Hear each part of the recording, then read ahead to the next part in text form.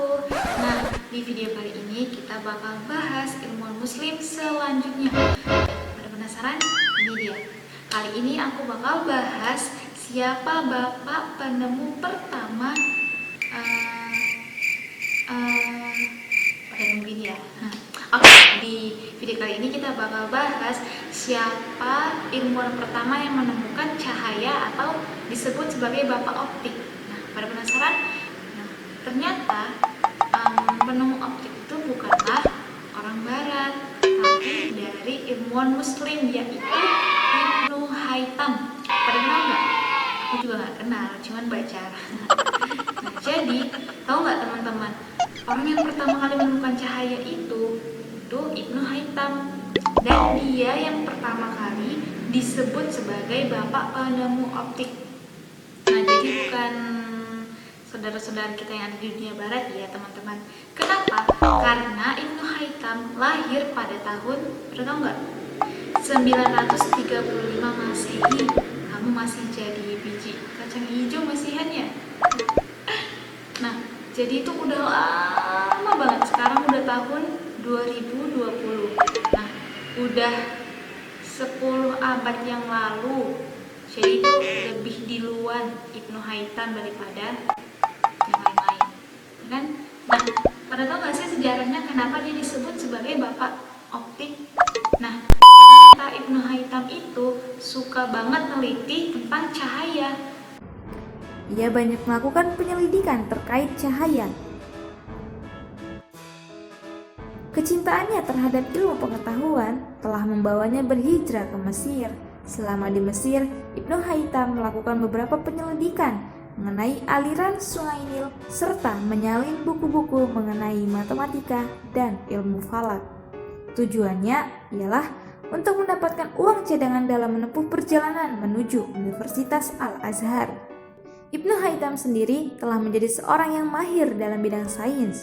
Tulisannya mengenai cara kerja mata manusia telah menjadi salah satu referensi yang paling penting dalam bidang kajian sains di Barat. Teorinya mengenai pengobatan mata masih digunakan hingga saat ini di berbagai universitas seluruh dunia. Ibnu Haytham merupakan ilmuwan yang gemar melakukan penyelidikan. Penyelidikan terkait cahaya telah memberikan ilham kepada para saintis Barat seperti Boger, Bacon, dan Kepler yang menciptakan mikroskop dan teleskop. Ia merupakan orang pertama yang menulis dan menemukan berbagai data penting mengenai cahaya. Beberapa buah buku mengenai cahaya yang ditulis telah diterjemahkan ke dalam bahasa Inggris, antara lain Light dan On Twilight Phenomena. Kajiannya banyak membahas mengenai senja dan lingkaran cahaya di sekitar bulan dan matahari, serta bayang-bayang dan gerhana. Menurut Ibnu Haytham, cahaya fajar bermula apabila matahari berada di garis 19 derajat di ufuk timur. Warna merah pada senja akan hilang apabila matahari berada di garis 19 derajat di ufuk barat. Dalam kajiannya, ia telah menghasilkan kedudukan cahaya seperti bias cahaya dan pembalikan cahaya. Ia juga melakukan percobaan terhadap kaca yang dibakar. Dan dari situ pula, ia menemukan teori lensa pembesar. Teori itu telah digunakan oleh para ilmuwan dari Italia untuk menghasilkan kaca pembesar pertama di dunia. Yang lebih menakjubkan lagi bahwa Ibnu Haytham telah menemui prinsip isi padu udara sebelum seorang ilmuwan yang bernama Trisela telah mengetahui perkara itu 500 tahun kemudian. Ibnu Haytham juga telah menemukan kewujudan tarikan gravitasi sebelum Isaac Newton yang mengetahui. Selain itu, teori Ibnu Haytham mengenai jiwa manusia sebagai salah satu rentetan perasaan yang bersambung secara teratur telah memberikan ilham kepada ilmuwan barat untuk menghasilkan wayang gambar. Teori dia telah membawa kepada penemuan film yang kemudian disambung-sambung dan dimainkan kepada para penonton sebagai yang kita lihat masa kini. Selain sebagai ilmu saintis, Ibnu Haytham juga banyak menulis mengenai filsafat, logika, metafisika, dan persoalan keagamaan. Bagi Ibnu Haitam, filsafat tidak boleh dipisahkan dari matematika, sains, dan ketuhanan. Ketiganya merupakan bidang dan cabang ilmu yang harus dikuasai, dan untuk menguasainya, seseorang harus dan perlu menggunakan waktu mudanya dengan sungguh-sungguh. Apabila umur sudah semakin meningkat, kekuatan fisik dan mental akan turut mengalami kemerosotan.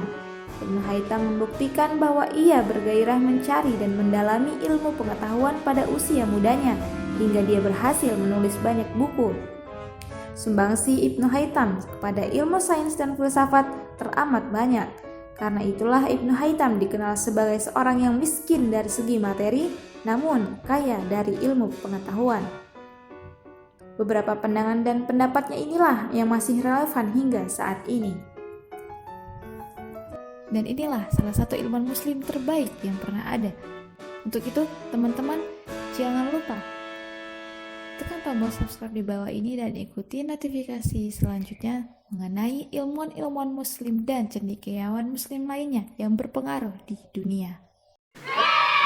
Sampai di sini dulu terkait sharing kita tentang Ibnu Haitam, yaitu ilmuwan sejarah muslim. Nah, maka dari itu di sini aku pengen banget sharing ke teman-teman agar kita bisa selalu mengingat dan mengenal ilmuwan-ilmuwan muslim kita, bahwa dari orang muslimlah berdirinya, berjayanya semua penemuan-penemuan itu diawali dengan orang-orang muslim. Karena memang orang barat itu mengambil dari bukunya orang Islam.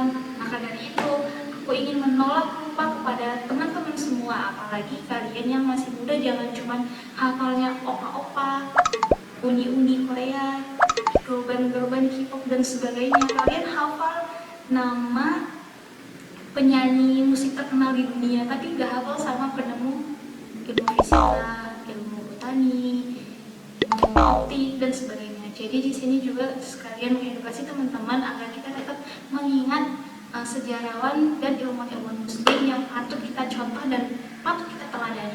Oke, terima kasih.